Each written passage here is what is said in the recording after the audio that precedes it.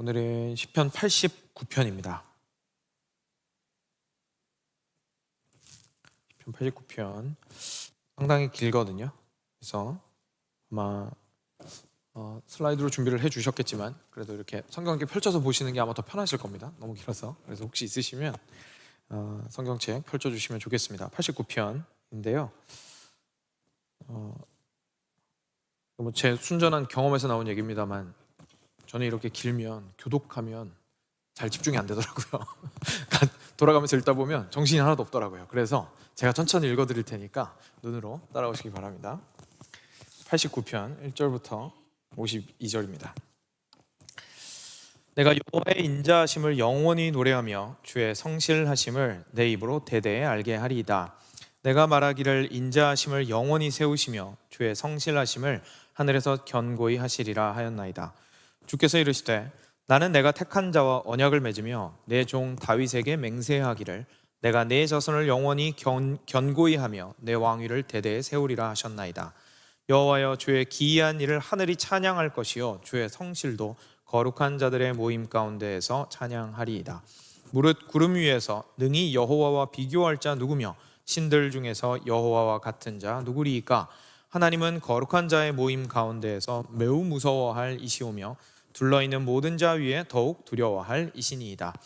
여호와 만군의 하나님이여, 주와 같이 능력 있는 이가 누구리이까? 여호와여, 주의 성실하심이 주를 둘렀나이다. 주께서 바다의 파도를 다스리시며 그 파도가 일어날 때에 잔잔하게 하시나이다. 주께서 라합을 죽임 당한 자 같이 깨뜨리시고 주의 원수를 주의 능력의 팔로 흩으셨나이다. 하늘이 주의 것이요 땅도 주의 것이라. 세계와 그 중에 충만한 것을 주께서 건설하셨나이다. 남북을 주께서 창조하셨으니 다볼과 헤르몬이 주의 이름으로 말미암아 즐거워하나이다. 주의 팔에 능력이 있사오며 주의 손은 강하고 주의 오른손은 높이 들리우셨나이다. 의와 공의가 주의 보좌의 기초라. 인자함과 진실함이 주 앞에 있나이다. 즐겁게 소리칠 줄 아는 백성은 복이 있나니 여호와여, 그들이 주의 얼굴 빛 안에서 다니리로다. 그들은 종일 주의 이름 때문에 기뻐하며 주의 공의로 말미암아 높아지오니 주는 그들의 힘의 영광이심이라. 우리의 뿔이 주의 은총으로 높아지오리니 우리의 방패는 여호와께 속하였고 우리의 왕은 이스라엘의 거룩한 이에게 속하였기 때문이니이다. 그때 주께서 환상 중에 주의 성도들에게 말씀하여 이르시기를 내가 능력 있는 용사에게는 돕는 힘을 더하며 백성 중에서 택함 받은 자를 높였으되 내가 내 종 다윗을 찾아내어 나의 거룩한 기름을 그에게 부었도다. 내 손이 그와 함께하여 견고하게 하고 내 팔이 그를 힘이 있게 하리로다. 원수가 그에게서 강탈하지 못하며 악한 자가 그를 곤고하게 못하리로다.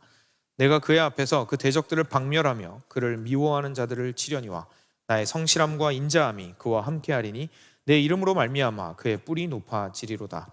내가 또 그의 손을 바다 위에 놓으며 오른손을 강들 위에 놓으리니 그가 내게 부르기를 주는 나의 아버지시요 나의 하나님이시요 나의 구원의 바위시라 하리도다. 내가 또 그를 장자로 삼고 세상 왕들에게 지존자가 되게 하며 그를 위하여 나의 인자함을 영원히 지키고 그와 맺은 나의 언약을 굳게 세우며 또 그의 후손을 영구하게 하여 그의 왕위를 하늘의 날과 같게 하리로다. 만일 그의 자손이 내 법을 버리며 내 규례대로 행하지 아니하며 내 율례를 깨뜨리며 내 계명을 지키지 아니하면 내가 회초리로 그들의 죄를 다스리며 채찍으로 그들의 죄악을 벌하리로다. 그러나 나의 인자함을 그에게서 다 거두지는 아니하며 나의 성실함도 패하지 아니하며 내 언약을 깨뜨리지 아니하고 내 입술에서 낸 것은 변하지 아니하리로다. 내가 나의 거룩함으로 한 번 맹세하였은즉 다윗에게 거짓말을 하지 아니할 것이라. 그의 후손이 장구하고 그의 왕위는 해같이 내 앞에 항상 있으며 또 궁창의 확실한 증인인 달같이 영원히 견고하게 되리라 하셨도다. 그러나 주께서 주의 기름 부음 받은 자에게 노하사 물리치셔서 버리셨으며 주의 종의 언약을 미워하사 그의 관을 땅에 던져 욕되게 하셨으며 그의 모든 울타리를 파괴하시며 그 요새를 무너뜨리셨으므로 길에 지나가는 자들에게 다 탈취를 당하며 그의 이웃에게 욕을 당하나이다. 주께서 그의 대적들의 오른손을 높이시고 그들의 모든 원수들은 기쁘게 하셨으나 그의 칼날은 둔하게 하사 그가 전장에서 더 이상 버티지 못하게 하셨으며 그의 영광을 그치게 하시고 그의 왕위를 땅에 엎으셨으며 그의 젊은 날들을 짧게 하시고 그를 수치로 덮으셨나이다. 여호와여, 언제까지이니까 스스로 영원히 숨기시리이까? 주의 노가 언제까지 불붙듯 하시겠나이까? 나의 때가 얼마나 짧은지 기억하소서. 주께서 모든 사람을 어찌 허무하게 창조하셨는지요. 누가 살아서 죽음을 보지 아니하고 자기의 영혼을 스올의 권세에서 건지리이까? 주여, 주의 성실하심으로 다윗에게 맹세하신 그 전에 인자하심이 어디 있나이까? 주는 주의 종들이 받은 비방을 기억하소서. 많은 민족의 비방이 내 품에 있사오니 여호와여, 이 비방은 주의 원수들이 주의 기름 부음 받은 자의 행동을 비방한 것이로소이다. 여호와를 영원히 찬송할지어다. 아멘, 아멘, 아멘. 네, 상당히 깁니다, 그렇죠? 오늘 이제 보신 것과 같이 좀 길기 때문에요, 일일이 한 절 한 절 다 볼 수는 없겠지만 지금부터 이제 저희가 함께 살펴볼 주제를 가지고 핵심적인 부분들을 가지고 중요한 내용들을 좀 살펴보기 원합니다. 오늘 말씀 제목은 하나님의 성실입니다. 하나님의 성실인데요, 여기 1절과 2절만 저희가 그래도 한 목소리로 좀 읽어볼까요? 1절, 2절만 같이 읽겠습니다. 시작. 내가 여호와의 인자하심을 영원히 노래하며 주의 성실하심을 내 입으로 대대에 알게 하리이다. 내가 말하기를 인자하심을 영원히 세우시며 견고히 하시리라 하였나이다. 아멘. 네, 자, 앞부분에 어떤 내용이 나오냐면요, 하나님의 인자하심을 영원히 노래합니다라고 먼저 일단 얘기했습니다. 찬양을 했습니다. 네, 이제 지금 좀 그래도 저한테 많이 들으셨으니까 이제 좀 기억이 나실 텐데, 여기서 말하는 인자하심을 저희가 보통 신약 시대에 자주 쓰는 표현으로 바꾸면 사랑이죠. 사랑입니다. 그리고 이것이 구약 시대의 히브리어에 쓰였을 때는 헤세드라고 쓰여 있었다는 거 아마 기억하실 겁니다. 그래서 하나님께서 자기 백성 너무 사랑하셔서 베풀어 주시는 언약의 그 사랑을 이렇게 시편에서는 인자하심 이렇게 많이 표현을 합니다. 이게 이제 헤세드라는 단어고요. 그래서 내가 하나님의 사랑을 영원히 노래합니다 이렇게 얘기한 거고요. 근데 그 다음에 저희가 오늘 좀 집중적으로 살펴볼 내용이 나오는데요, 바로 성실하심입니다. 하나님 사랑하셔서 너무 감사드리고 그리고 주님을 찬양합니다. 근데 그뿐만이 아니라 하나님이 너무 성실하신 분이셔서 제가 주님을 찬양합니다 라고 노래합니다.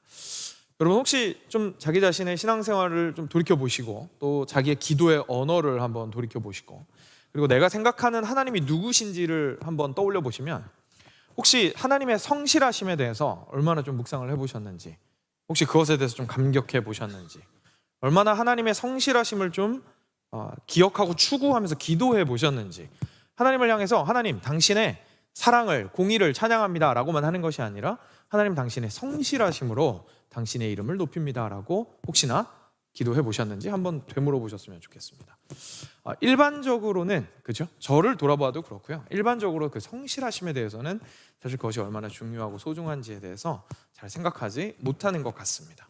그런데 오늘 말씀에서 이 성실하심이 정말로 중요한 주제로 등장을 하게 되고요, 하나님의 성실하심이 성도에게 얼마나 소중하고 중요한 것인지에 대해서 우리한테 일깨워 줍니다. 사실 성경 전체가 그것을 이야기를 하고 있지만 특별히 이렇게 시편 89편 같은 말씀을 통해서 저희가 성경 다른 곳에서도 드러나게 되는 하나님의 성실하심에 대해서 다시 한 번 더 생각해보고, 하나님을 찬양할 때에 그냥 우리가 뭣도 모르고 찬양하는 것이 아니라 우리 하나님이 사랑의 하나님이실 뿐만 아니라 참 성실하신 하나님이시구나라는 사실을 기억하며 주를 높이고 기도해야겠다라는 것을 안고 돌아가셨으면 좋겠습니다. 그리고 이 성실하심이라는 이 하나님의 성품이 지금부터 보겠지만요, 정말로 우리에게 큰 위로가 됩니다. 그래서 왜 그런지 좀 살펴보겠습니다. 일단 먼저 성실하심의 의미를 저희가 알아야겠죠. 앞서서 인자하심에 대해서는 저희가 헤드라는 단어를 통해서 좀 알려드렸는데요, 혹시 좀 떠오르십니까? 이거 소리 약간 끊기죠?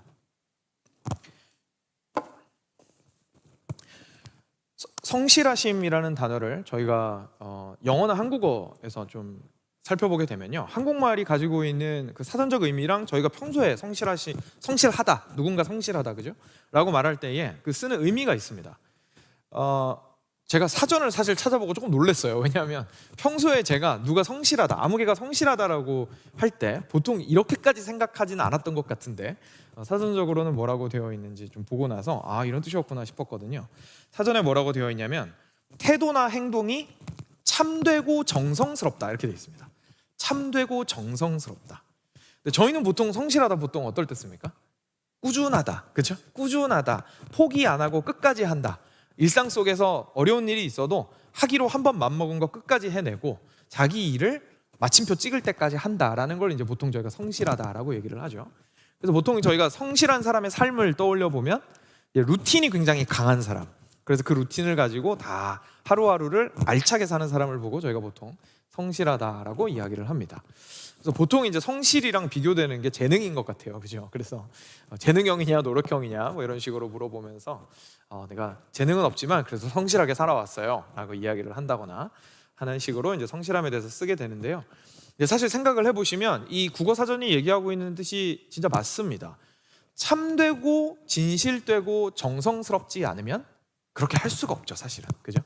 매일매일의 삶을 내가 소중하게 여기고 그리고 그 삶을 꾸준하게 그 일들을 해나가는 것은 일확천금을 노리는 것이 아니라 오늘을 소중하게 여기고 정성을 다해서 그 일을 해야만 가능한 것이겠죠. 그래서 우리는 보통 이제 성실을 좀 겉으로 드러난 모습으로만 생각을 하는데 그 마음까지 들여다본다면 국어사전 말이 너무 이쁘게 정의가 되어 있는 것 같았습니다. 그래서 한국어의 성실함은 사실 그런 뜻입니다. 참되고 정성스럽다, 또는 우리가 평소 쓰는 뜻으로 꾸준하다, 이런 뜻이 되겠죠. 영어에서도 사실 크게 다르진 않습니다. 영어에서 성실하다라는 단어를 좀 찾아보게 되면은 sincere 아니면 honest 뭐 이런 식으로 표현이 되어 있습니다. 그래서 NIV 같은 걸 보면은 보통 honest라고 보통 표현이 많이 되어 있는데 이렇게 우리가 참되고 그리고 정직하여서 매일의 삶을 꾸준하게 정성을 다해서 살아가는 것을 결국은 영어에서도 이제 성실이라고 본다고 저희가 알 수가 있죠. 그런데 하나님께서 성실하시다라는 뜻이, 그죠? 좀 이렇게만 생각을 해가지고는 잘 연결이 안 되는 것 같습니다. 하나님께서 성실하시다라는 뜻은 뭘까요? 우리가 보통 이야기하는 성실하다라는 앞에서 살펴봤던 한국어든 영어든 이렇게 가지고 있는 그 뜻이 포함은 되어 있습니다. 그렇지만 그것만 가지고는 좀 모자르죠. 그래서 저희가 성실하다라는 성경적인 뜻에 대해서 좀 생각을 해볼 필요가 있을 텐데요. 성실하다라는 그 단어, 사실 저희가 히브리어 원어가 저희가 가장 잘 아는 단어 중에 하나에서 왔습니다. 성실하다라는 단어가 오늘 말씀 마지막에 2번이 쓰였어요. 뭐라고 되어 있었습니까? 혹시 기억하세요? 마지막에 아멘, 아멘으로 끝났죠. 아멘이 바로 성실하다의 어원입니다. 아멘이라는 것에 대해서 제가 아주 예전에 설교를 한번 한 적이 있었는데 아멘은 기억하시겠지만 저희가 기도 끝날 때 항상 하는 거고요. 그리고 이렇게 말씀이나 찬양 중에 저희가 정말로 내 것으로 받아들여지면 아멘하고 고백하게 되는 것이 그 표현이죠. 그 표현이 참 독특하기 때문에, 특별한 의미를 가지고 있기 때문에, 하나님 정말 그렇습니다 라고 고백하는 표현이기 때문에 원래 히브리어인데도 불구하고 그리스어로 쓰여진 신약에서도 아멘은 그대로 나오고요. 그리고 영어에서도 아멘은 아멘이고 한국어에서도 아멘은 아멘이고 뭐 중국어든 다른 언어도 다 아멘은 아멘이죠. 그래서 그 언어를 그대로 가져다 쓰는데요. 기억하실지 모르겠지만 이 아멘이라는 단어가 가진 뜻이 구체적으로는 이런 뜻이었죠. 네, 맞습니다. 말씀하신 대로 그대로 이루어질 줄을 믿습니다 라는 뜻입니다. 그죠? 말씀하신 것이 그대로 이루어질 것을 믿습니다 라는 뜻입니다. 다시 말해서 이 아멘이라는 것과 같은 어근을 가지고 있는 성실하다라는 뜻이 정말로 의미하는 바는요, 신실함입니다. 신실하다, 말씀하신 것을 끝까지 지키신다. 우리나라 말로 좀 다르게 표현하자면 딱 떨어지진 않지만 그래도 비슷한 것은 믿음직스럽다라고 표현을 좀 해볼 수 있겠죠. 그래서 신뢰가 간다, 의지할 수 있다, 그렇죠? 그런 모습들을 우리가 이야기를 하게 됩니다. 근데 하나님께서 성실하시다라고 얘기를 하게 되면 결국 그런 뜻입니다. 하나님께서 당신이 하신 말씀을 절대로 어김이 없이, 그리고 후회가 없이, 그리고 실패함이 없이 끝까지 이루시는 하나님이시다라는 뜻입니다. 그래서 하나님은 신실하시고, 그래서 우리가 의지하고 믿음을 당연히 드릴 수밖에 없고, 드려도 안심이 되는 분이고, 그리고 삶 전체를 맡기는 것이 사실은 오히려 지혜로운 분이라는 것이 하나님이 성실하시다라는 말 속에 담겨 있는 의미가 되겠습니다. 그래서 하나님은 faithful하다고 영어로 보통 표현을 합니다. 그래서 우리는 하나님이 참 믿을 만한 분이시고, 그렇게 당신의 우리가 하나님께 드리는 그 믿음에 실패 없이 끝까지 이루시는, 하나님의 말씀을 끝까지 이루시는 분이심을 저희가 확인하게 됩니다. 이것이 이제 성경에서 나오는 하나님의 성실하심의 단어적인 뜻입니다. 그런데 오늘 본문을 통해서 좀 살펴보기 원하는 것은요, 하나님의 신실하심이 그냥 단순히 저희가 방금 이야기했던 그냥 사전적인 의미로 끝나지 않습니다. 성경은 이야기로 가득 차 있고, 성경에는 성경만이 의미하는 바들이 가득히 담겨 있습니다. 하나님의 신실하심은요, 굉장히 구체적이었고, 구체적인 하나님의 그 성실하심이 이스라엘 백성들 가운데서 드러났고, 그리고 지금 우리 그리스도인들 사이에서도 드러났으며 나고 있는 것입니다. 그래서 우리가 이제 말씀을 통해서요, 좀 더 구체적으로 그러면 성경 이야기 속에서 하나님의 이 신실하심과 성실하심이 어떻게 드러났는지를 좀 찾아보도록 하겠습니다. 먼저 첫 번째는 3절과 4절입니다. 3절과 4절 한번 보시면요, 3절과 4절 제가 읽겠습니다. 이렇게 나옵니다. 주께서 이르시되 나는 내가 택한 자와 언약을 맺으며 내 종 다윗에게 맹세하기를 내가 내 자손을 영원히 견고히 하며 내 왕위를 대대에 세우리라 하셨나이다 라고 이야기하고 있습니다.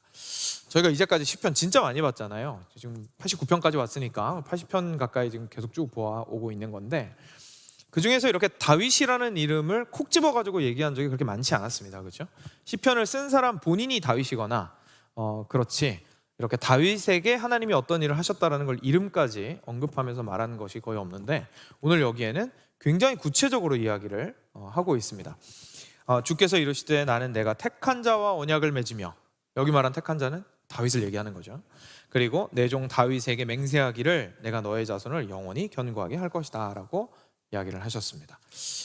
제가 사실 여러 차례 이야기를 말씀을 전하면서 지나가면서 언급을 드린 적은 있는데, 실제로 이 말씀으로 직접 찾아가서 찾아본 적은 없었습니다. 그래서 이번에는 한번 좀 눈으로 확인을 했으면 좋겠거든요. 사무엘 하로 한번 가보시겠어요? 사무엘 하 7장으로 한번 가보겠습니다. 사무엘 하 7장, 오늘 본문은 손가락으로 끼워 두시고요, 다시 돌아와야 되니까. 사무엘 하 7장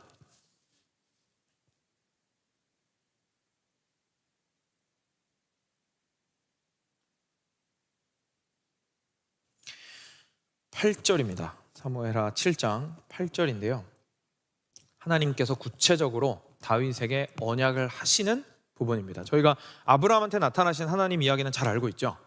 하나님께서 아브라함한테 나타나셔서 언약을 맺으시고 수많은 자녀들을 줄 것이고, 그리고 너의 태에서 나온, 너의 씨에서 나온 자녀를 통해서 그렇게 하실 것이고, 그리고 만 백성이 너의 가족을 통하여서, 너를 통하여서 복을 얻을 것이고, 이런 것들 아마 기억하실 겁니다. 근데 다윗과 언약 맺으셨다라는 얘기는 아마 조금 생소하실 수 있을 겁니다. 근데 다윗에게도 하나님께서 그런 굉장히 중요한 의미의 언약을 맺으셨습니다. 그게 여기 나옵니다. 그래서 7장 8절을 잠깐 보시면요, 눈으로 따라오시면 되겠습니다. 제가 조금씩 점프하면서 읽겠습니다. 8절입니다. 그러므로 이제 내 종 다윗에게 이와 같이 말하라. 만군의 여호와께서 이와 같이 말씀하시기를 내가 너를 목장 곧 양을 따르는 데에서 데려다가 내 백성 이스라엘의 주권자로 삼고 내가 가는 모든 곳에서 내가 너와 함께 있어 너의 모든 원수를 너의 앞에서 멸하였은즉 땅에서 위대한 자들의 이름같이 내 이름을 위대하게 만들어 주리라. 내가 또 내 백성 이스라엘을 위하여 한 곳을 정하여 그를 심고 그를 거주하게 하고 다시 옮기지 못하게 하며 악한 종류로 전과 같이 그들을 해하지 못하게 하여 전에 내가 사사에게 명령하여 내 백성 이스라엘을 다스리던 때와 같지 아니하게 하고 너를 모든 원수에게서 벗어나 편히 쉬게 하리라.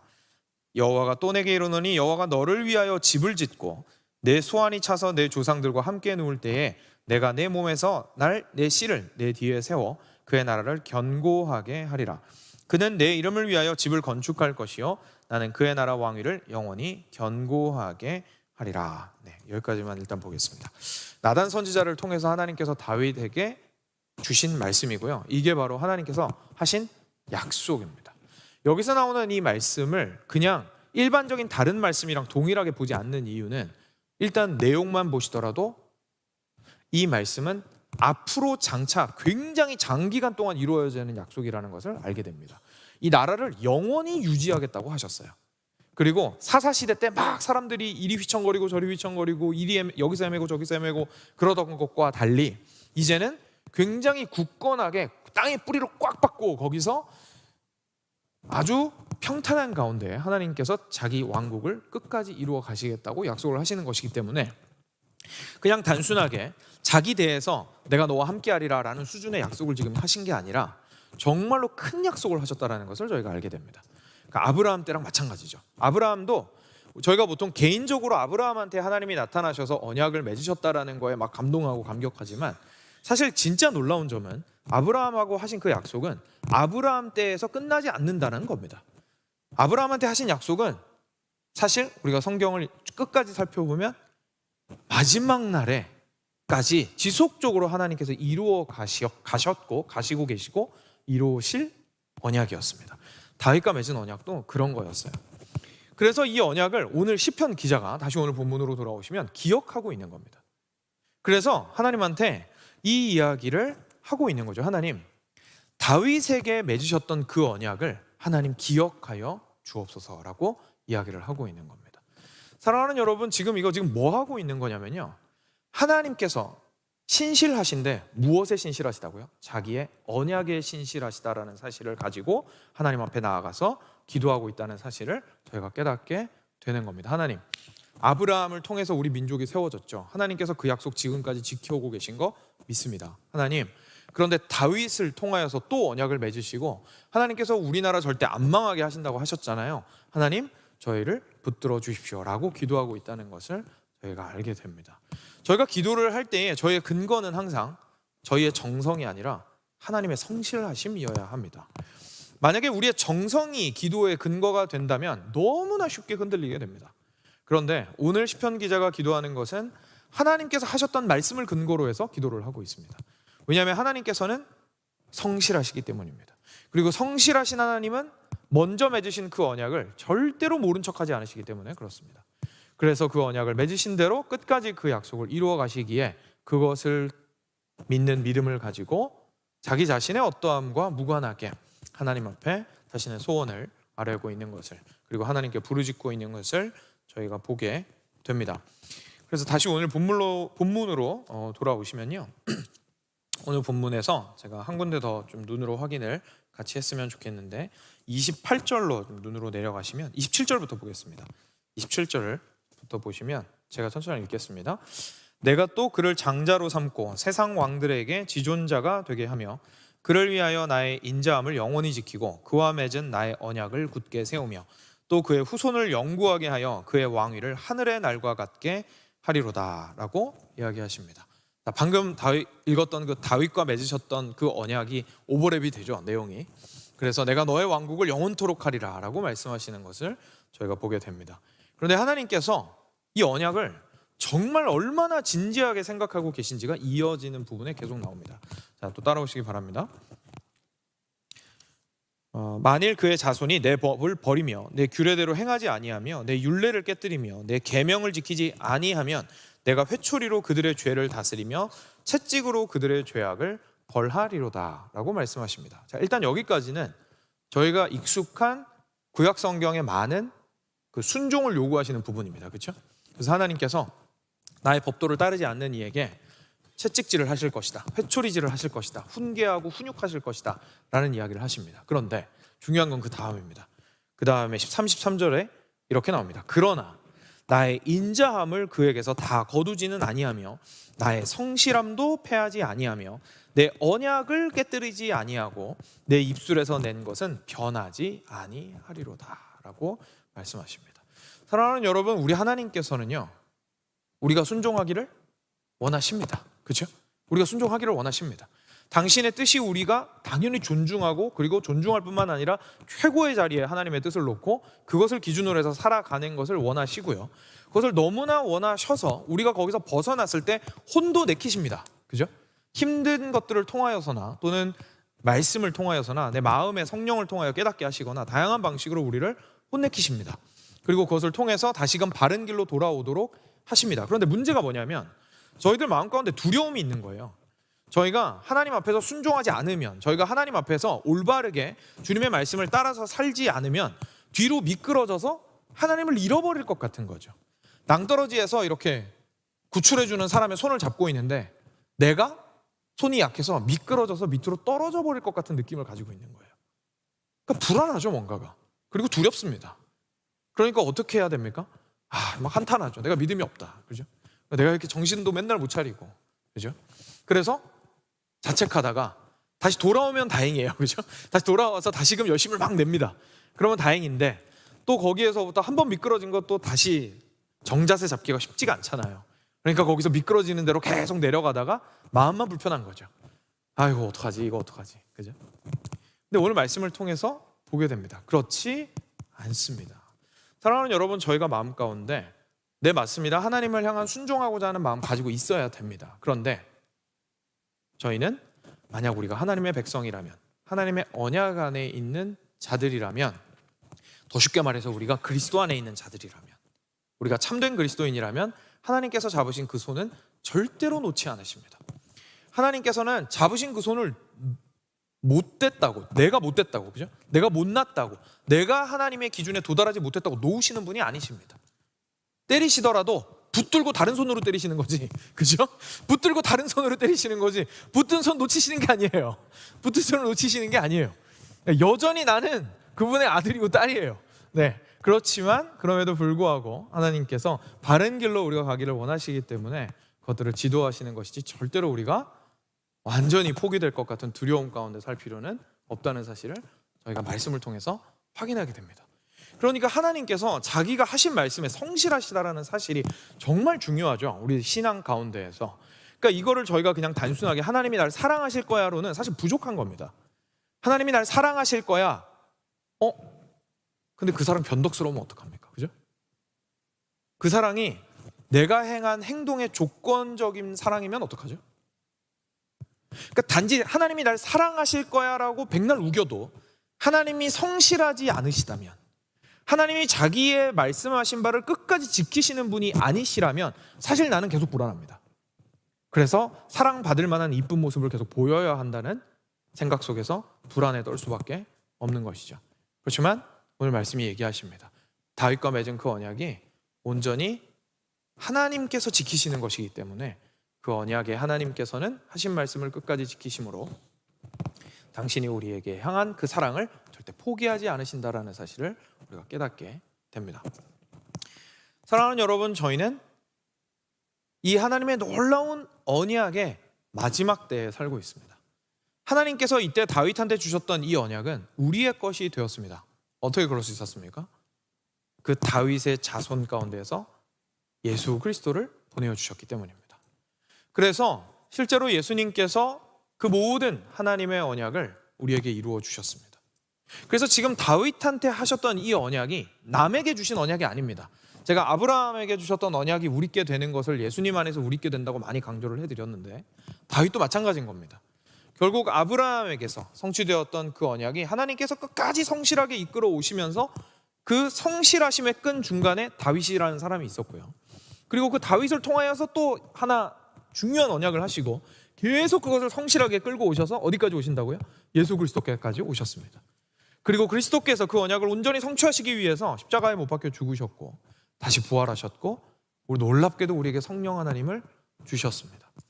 그래서 우리가 요즘 구원이란 무엇인가 시리즈 계속 살펴보고 있는데, 구원받았다라는 얘기는 무슨 얘기냐면요, 구약적인 언어로 표현하면 언약 안으로 들어왔다라는 뜻입니다. 언약이라는 것이 내가 귀로 하나님 음성을 들었다는 얘기가 아니고, 언약 백성이라는 것은 내가 구원받았다라는 뜻입니다. 그래서 내가 구원을 받았다면 나는 언약 백성이고, 내가 언약 백성이라면 그리스도 안에서 오늘 방금 읽었던 다윗에게 약속된 모든 것이 우리의 것이 되었습니다. 그렇다면 우리가 방금 묵상했던 것을 저희는 당당하고 담대하게 주장할 수 있는 겁니다. 하나님 우리의 언약의 하나님이시죠. 하나님 절대 우리 포기 안 하시죠. 하나님, 그러니 비록 제가 죄 때문에 미끄러져 있으나 하나님 그래도 다시 주님 안에서 소망을 가지고 나아옵니다. 저의 정성이 부족해서, 나의 믿음이 부족해서, 나의 지식이 부족해서, 나의 무언가가 부족해서 하나님께 나아오지 못한다고 생각했던 저를 용서하여 주시고 하나님의 성실함만을 바라볼 수 있도록 하여 주옵소서 라고 하면서 하나님 앞으로 나아올 수 있게 되는 정말 단단한 근거가 되는 것이죠. 우리의 예수 그리스도는 이 영원한 언약을 얻으신 다윗의 후손이시라는 사실을 꼭 기억하시고 그리스도의 이름을 붙들므로 하나님의 성실하심을 잊지 않으셨으면 좋겠습니다. 이어지는 부분은 이제 좀 너무 또 다 살펴보면 너무 기니까요, 짧게 좀 보겠습니다. 나머지 하나님의 신실하심의 모습에 대해서 저희가 크게 두 가지 정도로 간략하게 볼 텐데요. 첫 번째는 8절입니다. 8절 같이 한 목소리로 읽을까요? 8절 시작. 여호와 만군의 하나님이여, 주와 같이 능력 있는 이가 누구리이까? 여호와여, 주의 성실하심이 주를 둘렀나이다. 아멘. 하나님의 성실하심은요, 단지 신실하심만 있는 게 아닙니다. 하나님의 성실하심에는 능력이 포함됩니다. 여러분 한번 생각해 보십시오. 하나님께서 정말로 큰 약속을 하셨어요. 그리고 하나님은 정말 참되시고 정성이 넘치셔서 자기 약속을 끝까지 이루려고 하세요. 그런데 힘이 없어요. 그럼 이거 뭐가 되는 거죠? 공수표죠. 그죠? 공수표 날린 겁니다. 내가 할 수 없는 일인데 약속을 한 거잖아요. 내가 너 지켜줄 힘이 없는데 내가 지켜줄게. 나는 100년 뒤에 없어지는데 영원한 왕국을 너에게 쥐어줄게. 이런 약속은 다 공수표입니다. 그죠? 근데 하나님께서는 능력의 하나님이셔서 하나님께서 약속하신 것을 전혀 외부의 조건과 무관하게 이루실 수 있는 능력이 있으신 분이십니다. 그러니 사랑하는 여러분, 무슨 일이 있든지 하나님의 성실하심을 바라보신다라는 뜻은 결국 능력 있는 하나님을 바라보신다라는 뜻입니다. 하나님께서 우리에게 예수 그리스도 안에서 주신 그 모든 선하고 아름답고 귀한 것들은, 하늘의 모든 그 신령한 복들은 우리에게 주어지는 것들이니, 성령을 통하여 주어지는 것들이니 그것들은 반드시 주어지고 주변의 어떠한 것들과 무관하게 주어지게 된다는 사실을 저희가 기억하며 주님을 붙들고 감사함으로 아뢰을 필요가 있다는 사실을 저희가 깨닫게 됩니다. 이어서 두 번째입니다. 두 번째 14절에 있는데요, 14절 같이 또 한 목소리로 보겠습니다. 한 목소리로 같이 읽겠습니다. 14절 시작. 의와 공의가 주의 보좌의 기초라. 인자함과 진실함이 주 앞에 있나이다. 아멘. 거기에서 또 굉장히 중요한 부분이 등장을 합니다. 하나님의 성실하심이 얼마나 놀라운 것인지 보여주시는데요, 의와 공의가 하나님의 보좌의 기초입니다. 다시 말해서 보좌는 그곳에서 하나님의 규례와 율례와 뜻이 나오는 곳입니다. 그렇죠? 거기서 하나님께서 말씀하시면 모든 것이 다 법이 되는 곳입니다. 그게 보좌의 의미이죠. 거기에서 우리를 다스리십니다. 그런데 그 기초가 의와 공의입니다. 그러니까 다시 말해서 하나님이 하신 말씀 중에 의롭지 않은 말씀은 하나도 없다라는 얘기입니다. 모든 말씀은 의로우시고 공의로우십니다. 그리고 그것만이 아니라 인자함과, 이 인자함은 또 헤세드입니다. 그래서 사랑이라고 생각하시면 되고요, 하나님의 사랑과, 그리고 뒤에 나오는 조금 헷갈리게 진실함이라고 번역했는데 이게 사실 저희가 지금 살펴보고 있는 성실하심입니다. 그래서 사랑하심과 성실하심이 항상 주 앞에 있습니다 라고 얘기하고 있습니다. 그래서 저희가 성경에서 보는 하나님의 성실하심의 두 번째 특징은요, 공의와 사랑이 항상 함께 가는 것이라는 것을 저희가 알게 됩니다. 여러분, 이거 굉장히 중요합니다. 한번 생각해 보십시오. 하나님께서 우리를 성실하게 구원을 하셨다고 생각을 해보십시오. 그런데 사랑이 없어요. 결국 우리는 하나님과 무슨 관계인 겁니까? 그냥 거래한 겁니다. 그죠? 그냥 거래한 겁니다. 하나님께서 순종하라고 하셨고 나는 죽기는 무섭고 영원토록 지옥에서 불타기는 두려우니까 그냥 하신 말씀에 순종해야 내가 살겠거니 하면서 시킨 일 하면서 사는 사람이 되는 거죠. 하나님과의 관계가 그냥 그렇게 메마르게 되고요, 제가 단도직입적으로 말씀드리면 이런 하나님의 품 곁에 영원한 그 언약 때문에 옆에 붙어 있어야 돼요. 나중에 지옥도 못 가고 천국 가서 옆에 무조건 붙어 있어야 돼요. 하나님이 성실하시니까. 근데 하나님이 사랑이 없으세요. 즐거우시겠습니까? 그죠? 전혀 즐겁지 않겠죠. 하나님의 나라가 정말로 아름답고 귀한 이유는 그곳이 사랑으로 가득한 곳이기 때문에 그렇고, 하나님의 언약이 정말로 귀한 이유는 하나님의 사랑이 거기에서 드러났기 때문에 그렇습니다. 하나님이 그냥 우리한테 자기가 대신 일해줄 사람 모자라고 없어가지고 전단지 뿌리면서 나를 위해서 일할 사람을 찾습니다라고 해서 사인하고 오면 내가 다 받아줄게라고 하신 게 아니죠. 하나님께서 내가 너를 알고 너의 이름을 알며 내가 너를 불렀고 내가 너를 사랑한다라고 말씀하십니다. 그렇죠? 사랑한다라고 말씀하십니다.